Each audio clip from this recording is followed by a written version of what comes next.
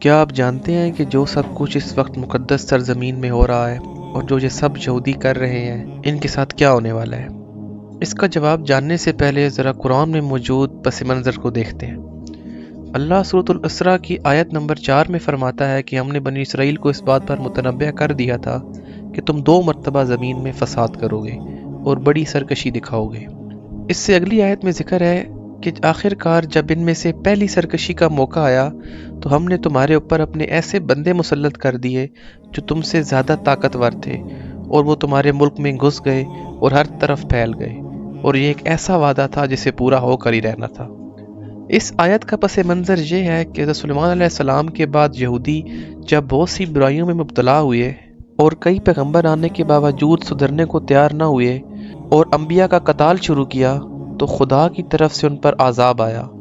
اور بابل کے بخت نصر نے فلسطین پر حملہ کیا اور 6 لاکھ یہودیوں کو قتل کیا اور 6 لاکھ کو اپنے ساتھ غلام بنا کر بابل لے گیا اور فلسطین کا نقشہ ہی بدل ڈالا۔ 150 برس یروشلم اجڑا رہا اور ہیکل سلیمانی بھی تباہ ہو گیا، اور اس وقت حضرت عزیر علیہ السلام کا وہاں سے گزر ہوا تو ان کے ذہن میں ایک سوال آیا کہ یہاں پر کوئی کیا کبھی آباد ہو سکے گا؟ یہاں پر تو ایک اینٹ بھی سلامت نہیں۔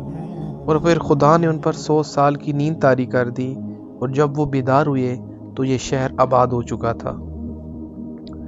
سورۃ الاسراء کی ہی اگلی آیت نمبر 6 میں اللہ پھر فرماتا ہے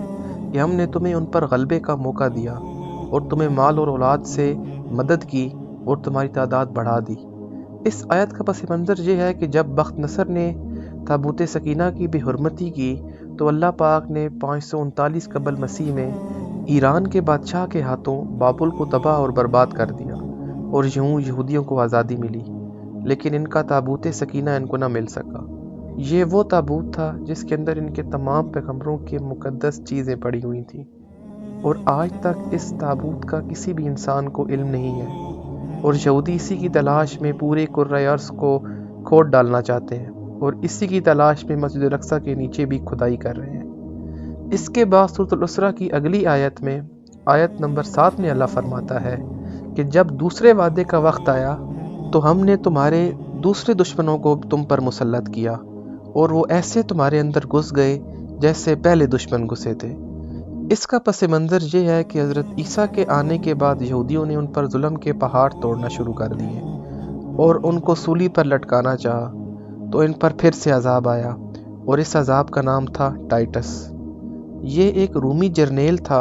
اور یہ بخت نصر سے بھی زیادہ ظالم ثابت ہوا۔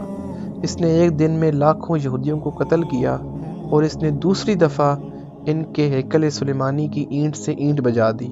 اور یہودیوں کو ہمیشہ ہمیشہ کے لیے فلسطین سے نکال دیا۔ رومی جب فلسطین پر حکمران ہوئے اور عیسائیت اختیار کی تو انہوں نے یہودیوں کو صرف ایک بار اجازت دی کہ وہ پورے سال میں بس ایک بار مقدس سرزمین میں داخل ہو سکتے ہیں۔ چنانچہ یہ پورے سال میں ایک دفعہ آتے اور مقدس دیوار سے لپٹ کر دھاڑے مار مار کر روتے۔ یہ ایک دیوار ابھی بھی موجود ہے اور اس کو دیوار گریا کہتے ہیں۔ یہ دیوار ہیکل سلیمانی کی آخری نشانی ہے۔ اسی دیوار کو مسلمان دیوار براق بھی کہتے ہیں، جہاں پر حضرت محمد صلی اللہ علیہ وسلم کا براق معراج کی رات باندھا گیا۔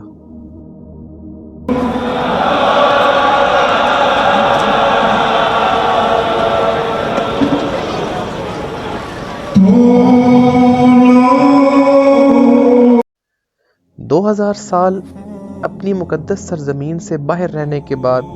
آخر کار یہودی دھوکے سے 14 مئی 1948 کو اسرائیل کے قیام کے بعد اپنی مقدس سرزمین میں دوبارہ داخل ہوئے اور مسلمانوں اور عیسائیوں کو یہاں سے بے دخل کرنا شروع کر دیا۔ اور ابھی موجودہ صورتحال کے مطابق سب کے سامنے ہے کہ کس طرح اسرائیل فلسطینیوں کو قتل عام کر رہا ہے۔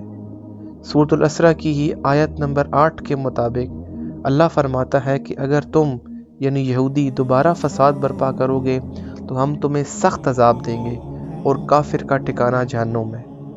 پچھلے 7 ہفتوں سے جاری فلسطین میں قتل عام کر کے بنی اسرائیل نے پھر فساد برپا کر دیا ہے، اور اب تیسری بار ان پر بخت نصر اور ٹائٹس سے بھی سخت عذاب نازل ہوگا۔ انشاءاللہ اللہ کے حکم سے مسلمان حضرت عیسیٰ اور امام مہدی کی سربراہی میں یہودیوں کو اس مقدس سرزمین سے نکال دیں گے اور ان کا کوئی نام باقی نہیں رہے گا، اور زمین یہودیوں سے پاک ہو جائے گی۔ اور قرآن کے مطابق اللہ کا ان یہودیوں سے وعدہ ہے جو کہ پورا ہو کر ہی رہے گا، اور عنقریب اللہ کے حکم سے وہ وعدہ پورا ہونے والا ہے۔ حضرت محمد صلی اللہ علیہ وسلم نے بھی بارہا فرمایا ہے کہ جب ان کے نام کا ایک بندہ انہی کے خاندان میں سے آئے تو تم لوگ جا کر اس بندے کے ساتھ جنگ میں حصہ لو۔ اسی لیے پوری دنیا کے مسلمان اور خاص کر فلسطین کے مسلمان بہت بے صبری سے